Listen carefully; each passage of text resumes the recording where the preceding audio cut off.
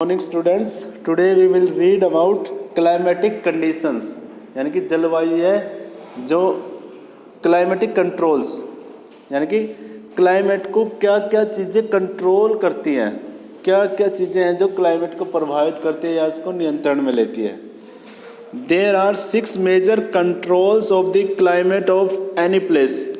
यहाँ पे ना 6 ऐसे मेजर कंट्रोल जो बड़े बड़े नियंत्रक है जो किसी भी एरिया के क्लाइमेट को यानी कि जलवायु को क्या करते हैं, कंट्रोल करते हैं। They are latitude, altitude, pressure and wind system, distance from the sea, ocean currents and reliefs. ये 6 चीज़ें हैं, यानी कि ये जो 6 एलिमेंट है, 6 एलिमेंट्स है जो कि क्लाइमेट को काफ़ी ज़्यादा क्या करते हैं, कंट्रोल करते हैं। इनकी वजह से क्लाइमेट किसी भी पर्टिकुलर प्लेस का वो काफ़ी ज़्यादा नियंत्रण में रहता है, उसको बहुत ज़्यादा प्रभावित करते हैं। First, due to the curvature of the earth the amount of the solar energy received varies according to latitude. आपको पता है जो अर्थ है हमारी वो फ्लैट है, बिल्कुल सीधी नहीं है, वो बॉल तो है, एक बॉल के टाइप की जो अर्थ जैसी है ना, लेकिन वो थोड़ी सी क्या है, फ्लैट ऐसी है ना, हाँ, थोड़ा सा वो कर्वेचर है। एक तरफ वो क्या है, ईस्ट की तरफ क्या है, वो ईस्ट डायरेक्शन की ओर वो थोड़ी सी झुकी हुई है, और उसकी वजह से क्या होता है कि लैटिट्यूड वेरीज हो जाता है। लैटिट्यूड का मतलब क्या है, जो सूर्य की जो किरणें है ना, किसी एरिया में कम आती है, किसी में ज़्यादा आती है। जो यूरोप की बात करें ना, तो यूरोप कॉन्टिनेंट में यही है, वहाँ का जो लैटिट्यूड है ना, वो क्या है, वहाँ पे सोलर एनर्जी कम मिलती है, सोलर एनर्जी रिसीव कम होती है वहाँ पे, इसलिए वहाँ की क्लाइमेटिक कंडीशन भी ऐसी है, सर्दियों वाली। Yes, as A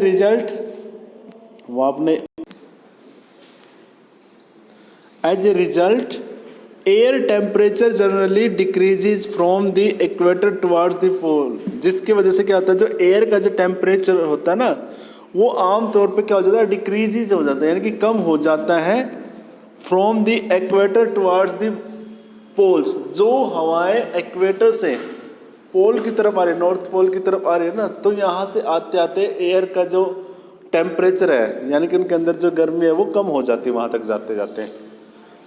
As one goes from the surface of the earth to the higher altitudes, the atmosphere becomes less dense and temperature decreases. जैसे कि क्या होता है, as one goes from the surface of earth, जब हवा surface जो पृथ्वी की सतह है उससे उठती है, टू द हायर एल्टीट्यूड यानी कि ऊंचाई पे जाती है हवाएं, ठीक है, तो क्या होता है, the atmosphere become less dense. वहाँ पे एटमॉस्फेयर क्या हो जाता है, वहाँ पे क्या होता है, लेस डेंस होती है, डेंसिटी कम होती है उस एरिया में, एंड टेम्परेचर डिक्रीजेज, और वहाँ जाके टेम्परेचर डिक्रीज हो जाता है। अब आपने देखा होगा ना, पहाड़ों में ठंड ज़्यादा होती है, वो इसी वजह से होती है क्योंकि जो सरफेस पे हम है, सरफेस लेवल पे, यहाँ से जो हवाएं जाती है ना वहाँ तक उठती हुई एल्टीट्यूड पे, तो वहाँ तक जाते जाते क्या हो जाता है, वहाँ पे डेंसिटी कम है, वहाँ पे डेंसिटी भी कम है, जितनी डेंसिटी यहाँ पे ना गहनता वहाँ पे कम है, तो वहाँ तक जाते जाते क्या होगी, हवा के अंदर से टेम्परेचर क्या हो जाता है, वो डिक्रीज हो जाता है। क्लियर है?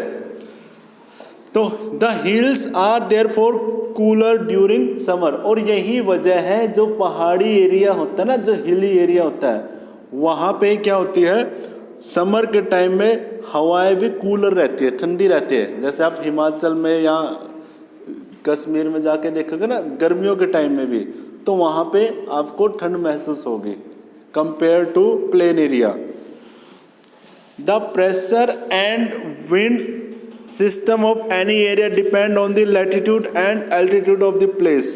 तो इस प्रकार जो प्रेशर होता है ना, वो किसी भी विंड सिस्टम का प्रेशर होता है और विंड सिस्टम होता है, वो टोटली डिपेंड होता है उस एरिया का, वो एरिया डिपेंड होता है किसके ऊपर, on the latitude and altitude of a place. किसी भी एरिया के एल्टीट्यूड पे और लैटिट्यूड के ऊपर डिपेंड होता है। अक्षांतर और देशांतर है ना, उसको हिंदी में बोलते हैं। Thus it influences the temperature and rainfall pattern, और इस प्रकार यह है ना किसी भी एरिया के टेम्परेचर को और रेनफॉल को, दोनों को क्या करता है, ये प्रभावित करता है, इन्फ्लुएंस करता है। हाँ जी, the pressure and the wind system of any area depends on the latitude and altitude of the place, thus it influences the temperature and rainfall of pattern. और इस प्रकार यह है किसी भी एरिया के टेम्परेचर को और रेनफॉल को क्या करता है, प्रभावित करता है। Yes, the sea exerts a moderating influence on climate.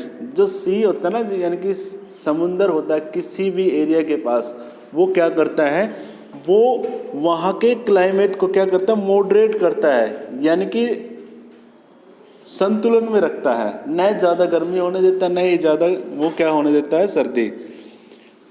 As the distance from the sea increases, जैसे ही डिस्टेंस दूर हो जाती है सी से किसी भी एरिया की जो डिस्टेंस है वो दूर हो जाती है, तो उसकी वजह से क्या हो जाता है, टेम्परेचर इंक्रीज हो जाता है and it's moderating influence decreases.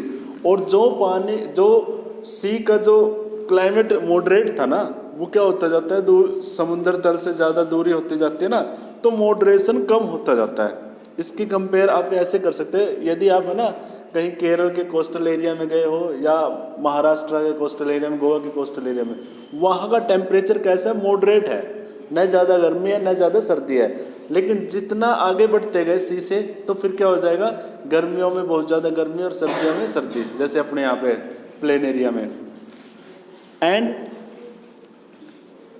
The people experience extreme weather condition, और इस प्रकार लोग है ना एक्सट्रीम वेदर कंडीशन वहाँ पे एक्सपीरियंस करते हैं जो समुंदर से जिनकी डिस्टेंस है जिस एरिया की। This condition is known as continentality. इसी कंडीशन को हम बोलते हैं कॉन्टिनेंटलिटी, जिसका मतलब क्या है, very hot during summers and very cold during winter. यानी कि समर के टाइम में तो बहुत ज़्यादा हॉटनेस हो जाती है और विंटर टाइम में बहुत ज़्यादा क्या हो जाती है, सर्दी हो जाती है। ओशन करंट्स, इसका एग्जांपल हम अपना ही ले सकते हैं, प्लेन एरिया जहाँ पे हम रहते हैं ना, यहाँ पे नॉर्थ इंडिया में। Ocean currents along with on sure wind affect the climate of the coastal areas. वहीं दूसरी ओर जो ओशन करंट्स होते हैं, ओशन करंट्स का मतलब क्या है, जो समुंदर है ना, महासागर है, उनके जो बहाव हैं करंट्स, उसे करंट्स बोलते हैं।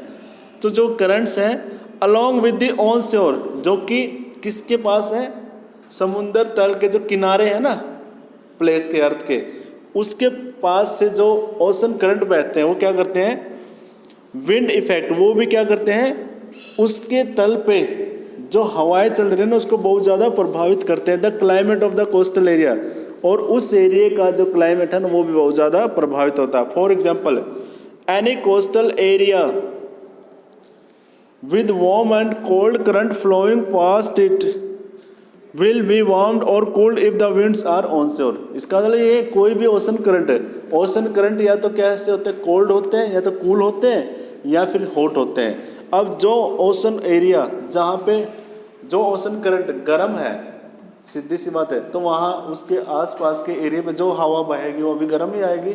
और जो एरिया ठंडा है, जिसका ओशन करंट ठंडा है, वहाँ पे क्या होगी, ठंड ज़्यादा बनेगी। इसका एग्जांपल आप अपने इंडिया में ये ले सकते हो, जैसे यहाँ पे अरेबियन सी के जो कोस्टल स्टेट है ना हमारे, वहाँ का जो ओशन करंट है ना कूल है और वहाँ पे ठंड रहती है। वहीं दूसरी ओर आप बे ऑफ बंगाल की तरफ जाओगे ना, वहाँ इतनी कूलिंग नहीं रहती। ये ओशन करंट का इफेक्ट है वहाँ पे। Find out why most of the world's deserts are located in the western margin of the continent in the subtropics. अब आपके लिए एक क्वेश्चन है कि क्यों वर्ल्ड के जितने भी डेजर्ट है, वर्ल्ड के जितने भी डेजर्ट है यानी कि रेगिस्तान है, वो वेस्टर्न मार्जिन की ओर क्यों है, यानी कि वेस्टर्न डायरेक्शन की ओर क्यों है, वेस्टर्न डायरेक्शन की ओर ही ज़्यादा रेगिस्तान क्यों बनते हैं। किसी भी वर्ल्ड में किसी भी डेजर्ट को देख लेना। Finally, relief to play a major role in the determining a climate of a place. वहीं दूसरी ओर रिलीफ होता है ना किसी एरिया का, वो भी बहुत ज़्यादा मेजर रोल अदा करता है किस चीज़ का, क्लाइमेट को डिटरमाइन करने का कि वहाँ का क्लाइमेट कैसा होगा। High mountains act as a barriers for cold और हॉट विंड्स। वहीं दूसरी ओर देखो जो हाई माउंटेन्स होते हैं जो कि ऊंचे ऊंचे पहाड़ होते हैं वो क्या बन जाते हैं, एक बैरियर का काम करते हैं, यानी कि रुकावट का काम करते हैं किस चीज़ का, गर्म और ठंडी हवाओं का। They may also cause precipitation if they are high enough, और वो परसिपिटेशन यानी कि वर्षा का कारण भी बनते हैं अगर वो बहुत ज़्यादा हाई होते हों। इसका एग्जाम्पल आप हमारे हिमालयन रीजन को ले सकते हैं। जो हमारे हिमालयन माउंटेन्स है ना, एक तो वो क्या करते हैं कि जो वेस्टर्न से जो नॉर्थ से जो हवाएं आती है ना, ठंडी हवाएं यूरोप से चाइना से होती हुई, उनको क्या करता है, रोकता है। अगर वो हवाएं सीधी आ जाती है ना तो हमारे नॉर्थ इंडिया में कंट्री में ना बहुत ज़्यादा एक्सट्रीम क्या होती, ठंड होती, एक्सट्रीम कोल्डनेस होती, उससे भी बचा रहे हैं हमें ये। दूसरी ओर वहीं जो हमारे मानसूनी जो ये मानसून के जो क्लाउड्स आते हैं ना, मानसून की हवाएं आती है, उन हवाओं के लिए भी बैरियर का काम करते हैं। मानसून ऐसे ही आते हैं ना, इंडियन ओशन से, हमारा बे ऑफ बंगाल से, अरेबियन सी से जो मानसूनी हवाएं उठ के आती है उनसे टकरा के ही तो वापस होती है, इसलिए तो यहाँ पे बारिश होती है ना। उसने भी क्या कर रखा है, हमारे यहाँ पे वेदर कंडीशन क्रिएट कर रखी है। तो इस प्रकार हम कह सकते हैं हिमालयन ने हमारे इंडिया के जो क्लाइमेट का ना बहुत ज़्यादा क्या कर रखा है, इफेक्ट कर रखा है। ठीक है। And lie in the path of the rain bearing winds, तो इस प्रकार ये ऐसे एरिया होते हैं जो हवाएं बारिश लाती है उसका भी काम ये करते हैं, उनके स्ट्रक्चर का यानी कि बैरियर का काम करते हैं, और वो हवाएं फिर वहाँ पे पानी डालती है। The leeward side of mountains remain relatively dry, वहीं दूसरी ओर जो लीवार्ड साइड होती है माउंटेन की वो क्या रहती है, हमेशा से ही शुष्क रहती है। जैसे कि लीवार्ड एरिया है जो हमारे लद्दाख वाला ना, वो हमारा लीवार्ड एरिया वहाँ पे शुष्क रहता है। वहीं दूसरी ओर हमारा जो माउंटेन एरिया ईस्टर्न स्टेट का है वहाँ पे बारिश बहुत ज़्यादा होती रहती है ना। ठीक है। Next, factor affecting India's climate. अब हम पढ़ेंगे इंडिया के फैक्टर, इंडिया के जो क्लाइमेट को यानी कि जलवायु को प्रभावित करने वाले कौन कौन से फैक्टर हैं, यानी कि कौन कौन से तत्व हैं। फर्स्ट तो यही आ गया लैटिट्यूड, जो हमने वो 6 वो किया ना एलिमेंट्स क्लाइमेट को कंट्रोल करने के लिए। तो लैटिट्यूड देखते हैं इंडिया का कैसा है। The tropic of cancer passes through the middle of the country from the Rann of Kutch in the west to the Mizoram in the east. अगर आप मैप देखोगे, इंडिया का मैप उठा के देखना, आप जब स्टडी करोगे इसमें, तो इंडिया का जो मैप है ना प्लेन, उसमें देखना आपकी जो हमारी ट्रॉपिक ऑफ कैंसर है ना, यानी कि कर्क रेखा कहते हैं जिसको, वो कर्क रेखा ना बिल्कुल इंडिया के मिड से होते हुए जाते हैं। गुजरात का रन ऑफ कच्छ देखना ना, वहाँ से लेके मिजोरम तक वो जो ट्रॉपिक ऑफ कैंसर है ना, जो एक इमेजिनरी लाइन है, ये इसका नाम रख रखा है, ऐसे लाइन नहीं है जैसे इसमें दिख रहा है, वो इमेजिनरी लाइन बना रखी है जियोलॉजिस्ट ने। ठीक है। ये ऐसा बोला जा रहा है कि जिस एरिया से ये है, जो ये एरिया आता है ना, ये एरिया उस रेखा के अंदर आता है, कर्क रेखा के अंदर। ठीक है। और इंडिया में वो बिल्कुल मिड से होते हुए जाता है, गुजरात से लेके मिजोरम तक जो स्टेट है ना वो ट्रॉपिक ऑफ कैंसर में आते हैं। And almost half of the country, और वो उससे केवल लगभग देश का आधा पार्ट क्या हो जाता है, ट्रॉपिक ऑफ कैंसर में बट जाता है। Lying south of the tropic of cancer, और आधा क्या है, ट्रॉपिक ऑफ कैंसर के साउथ में है, belong to the tropical area. अब देखो जो साउथ एरिया है उसे क्या बोलते हैं, ट्रॉपिकल एरिया। क्या बोलते हैं उसको, tropical area. All the remaining area north of the tropic lies in the subtropic, और जो ऊपर वाला एरिया है उसे बोलते हैं सब ट्रॉपिक। ऊपर वाले एरिया को क्या बोलेंगे, सब ट्रॉपिक, नीचे वाले को ट्रॉपिकल एरिया।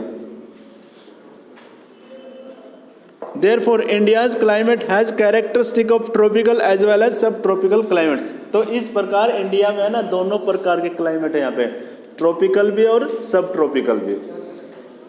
ये बीच के अंदर से होते हुए गुजर के जा रही है ना, इस वजह से। Yes, therefore India's climate has characteristics of tropical as well as subtropical climates। तो इस प्रकार इंडिया में दोनों प्रकार के क्लाइमेट है, ट्रॉपिकल भी और सब ट्रॉपिकल है, because of tropic of cancer, इसकी वजह से वो। नेक्स्ट है altitude. India has mountains to the north which have an average height of about 6000 meters. India में क्या है, India has mountains to the north. North में आप देखोगे इंडिया में क्या है, हिमालयन रीजन है ना, वहाँ पे माउंटेन्स है काफ़ी ऊंचे ऊंचे, विच हैव एन एवरेज हाइट, जिनकी एवरेज में हाइट कितने, 6000 मीटर, 6000 मीटर की जिसकी क्या है हाइट है। India also has a vast coastal area where the maximum elevation is about 30 meters. India also has a vast coastal area. India में है ना जो कोस्टल एरिया है, यानी कि समुंदर तल से लगता हुआ एरिया, वो भी काफ़ी बड़ा है। Where the maximum elevation is about 30 meter, जिसमें ज़्यादातर एलिवेशन कितना होता है, ज़्यादा से ज़्यादा समुंदर तल से ऊंचाई कितनी है कोस्टल एरिया की, 30 मीटर ही ज़्यादा है। एक एरिया तो इंडिया में ऐसा है जिसकी 6000 मीटर की हाइट के क्या है, माउंटेन्स है। वहीं दूसरी ओर कोस्टल एरिया है, जो नीचे वाला एरिया है, जो हमारा प्रायद्वीपीय क्षेत्र बोलते हैं जिसको, उसमें क्या है हाइट कितने, मैक्सिमम हाइट कितने, 30 मीटर की ही ऊंचाई पे है वहाँ पे लैंड एरिया समुद्र तल से। The Himalayan prevent the cold wind from central Asia. Central Asia से बहने वाली जो ठंडी हवाएं हैं उनको भी रोकता है Himalaya. And from entering the sub continent. देश सब कॉन्टिनेंट का मतलब, सब कॉन्टिनेंट ये इंडिया के लिए यूज़ किया गया है, क्योंकि इंडिया को ना सब कॉन्टिनेंट भी बोला जाता है, यानी कि एक छोटा ये कहते हैं इसको, छोटा महाद्वीप ही है ये इंडिया वाला एरिया, जिससे कि ये क्या करता है, एशिया से आने वाली जो ठंडी हवाएं हैं उनको एंट्री करने से रोकता है, क्या, माउंटेन्स हमारे, ठीक है। It is because of these mountains that this subcontinent experiences comparatively milder winters as compare to central Asia. तो इसीलिए बिकॉज ऑफ दीज माउंटेन, इन माउंटेन की वजह से क्या होता है, that this subcontinent experiences, इस प्रकार जो हमारा जो कंट्री है यहाँ पे कंपैरेटिवली मिल्डर विंटर होते हैं, यहाँ की जो सर्दी होती है ना मिल्ड ही होती है, यानी कि ज़्यादा एक्सट्रीम विंटर नहीं होती यहाँ पे इंडिया में, ठीक है, कंपेयर टू सेंट्रल एशिया। वहीं हम कंपेयर करेंगे सेंट्रल एशिया का तो वहाँ पे काफ़ी ज़्यादा ठंड होती है, जिसका आप एग्जांपल ये ले सकते हो, चाइना है, मंगोलिया है, उधर ये अफ़गानिस्तान के ऊपर है वो तुर्कमेनिस्तान है, उज़्बेकिस्तान है, वहाँ पे ठंड बहुत ज़्यादा होती है। तस्मानिया वगैरह है ना, नहीं तस्मानिया तो सॉरी वहाँ पे है ऑस्ट्रेलिया का, लेकिन सेंट्रल एशिया की बात चल रही है ना, तो वहाँ पे काफ़ी ज़्यादा क्या होती है, ठंड होती है। उसके कंपेयर में इंडिया में काफ़ी विंटर तो होती है लेकिन मिल्डर होती है, ठीक है। नेक्स्ट है प्रेशर एंड विंड्स, हवा का दाब व हवाएं, इसके बारे में हम कल पढ़ेंगे, आज हम यहीं तक करते हैं।